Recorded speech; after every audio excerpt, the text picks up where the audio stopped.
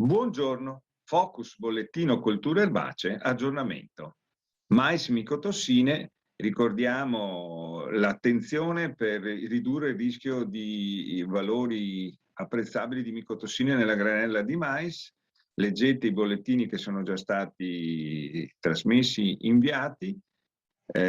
Ricordate che fondamentale è la tempestività di raccolta, non aspettiamo troppo, raccogliamo anche se non è molto secca la granella, regoliamo bene la miete trebbia, puliamo in modo da evitare anche rotture della granella.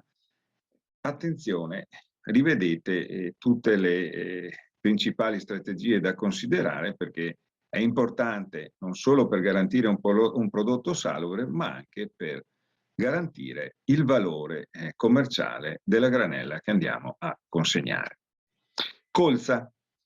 La colza non è coltivata su larghe superfici in Veneto, ma è comunque una cultura molto interessante dal punto di vista agronomico per la sostenibilità complessiva delle nostre rotazioni, e può dare anche soddisfazioni se tutto viene fatto bene. E il tutto fatto bene parte da un buon investimento, da una buona partenza della cultura. È una cultura che spesso viene fatta dopo frumento proprio per poterla seminare presto, fine agosto, settembre, meglio se possibile inizio settembre, per avere una pianta sviluppata all'entrata dell'inverno. Per avere una buona partenza e soprattutto un buon investimento è necessario porre attenzione alla cultura nelle prime fasi di sviluppo. Buone culture vuol dire sporcarsi spesso le scarpe e andare a guardare cosa succede in campo. La colza emerge come piantina molto piccola, suscettibile quindi ad attacchi di diversi fitofagi presenti nelle prime fasi.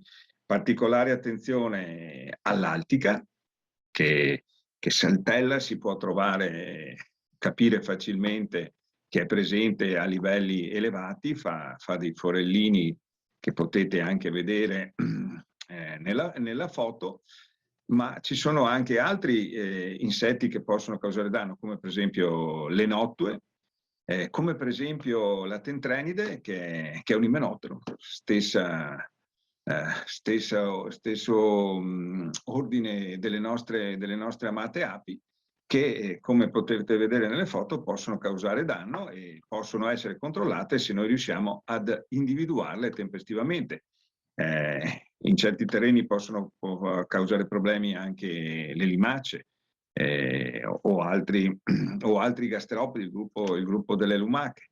Quindi per fare una buona colza bisogna porre attenzione nelle prime fasi di sviluppo e contrastare le avversità in modo tempestivo, osservando gli appezzamenti.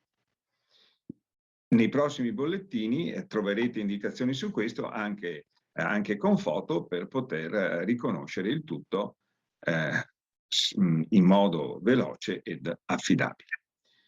Alla prossima!